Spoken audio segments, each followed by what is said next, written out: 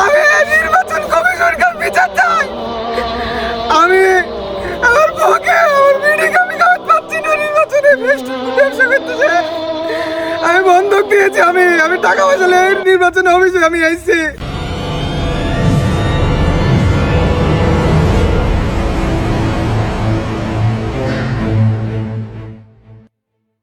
আমাদের দাবি মানতে হবে, মানতে হবে, মানতে হবে। আমাদের দাবি।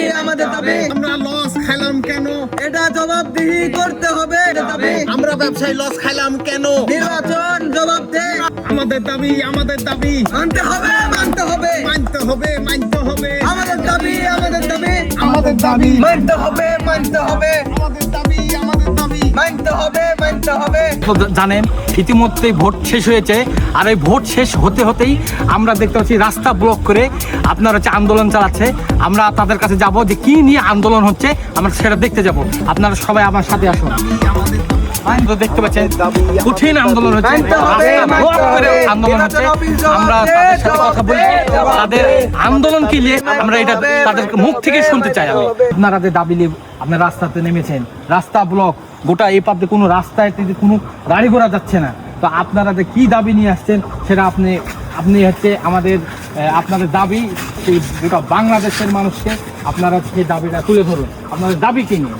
ভাই, আমাদের দাবি হচ্ছে যে আমরা এই যে মানে ব্যবসায়ী, ইনি হচ্ছে দড়ি ব্যবসায়িক, বিখ্যাত দড়ি ব্যবসায়িক, ইনি হচ্ছে ফেস্টুল ব্যবসায়িক, বিখ্যাত ফেস্টুল ব্যবসায়িক, আমি হচ্ছে পেপার ব্যবসায়িক, মানে কাগজ যেটা বলে, ওটা হলো আমি ওই ব্যবসায়ী।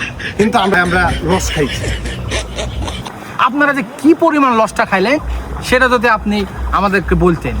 ঠিক আছে ভাই, আমি হলো কাগজ ব্যবসায়িক।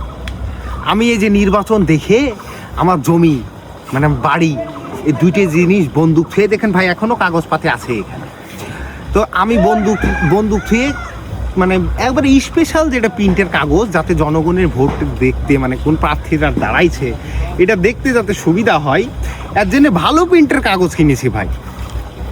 এবার নির্বাচনে কাগজের কোনো কাজই হয়নি ভাই, তাহলে আমি লস না? আমার গোটা কাগজে ভর্তি হয়ে আছে, আর আমার কোনো মানে কাগজই সেল নাই।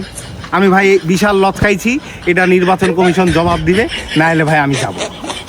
আমি বুঝতে পারছি আপনার অনেক দড়ি স্টকে আছে, এই যে আপনার দড়িটা যে চললো না, তো এই যে না চলার কারণে আপনি কাকে বেশি দোষ দিচ্ছেন? মন্ত্রীকে বেশি দোষ দিছি।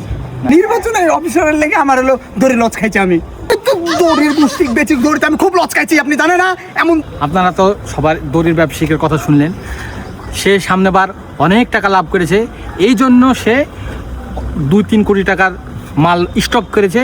এবার কোনো দড়ির কাজ হয়নি বিধায় সে একদম পথে বসে গেছে, সে আন্দোলন করছে।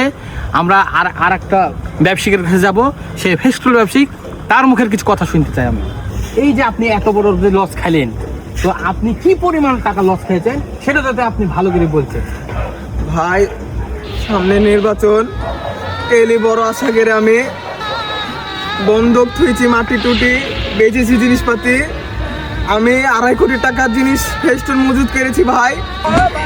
আমার ফেস্টুন বেচা হলো না ভাই। নির্বাচন কমিশন এ বন্ধকের দিল কোত করে অ্যালুমিনিয়াম না কি হচ্ছে প্লাস্টিক পাতলা তাম্বু টাঙ্গাই নির্বাচন করেছে ভাই। আমাদের বউ ছেলে খাবে কি? আর আমার যেগুলো ছেলেমেলে কাজ করে এরা খাবে কি? আমি তো পথে বেঁচে গেলাম ভাই।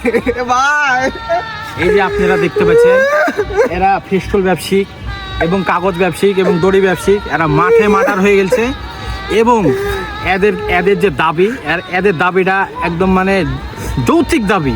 এরা যে নির্বাচন কমিশন, এই যে নির্বাচন কমিশন, এই যে খালি কাপড় থেকে শুরু করে আর কিছু দিতে দেয়নি, তো এই যে এদের যে এতগুলি টাকা, এই টাকার ঘাটতি কে পূরণ করবে? তাদের দাবি সঠিক দাবি, এবং আমরা চাই যেন এদের দাবি পূরণ হয়।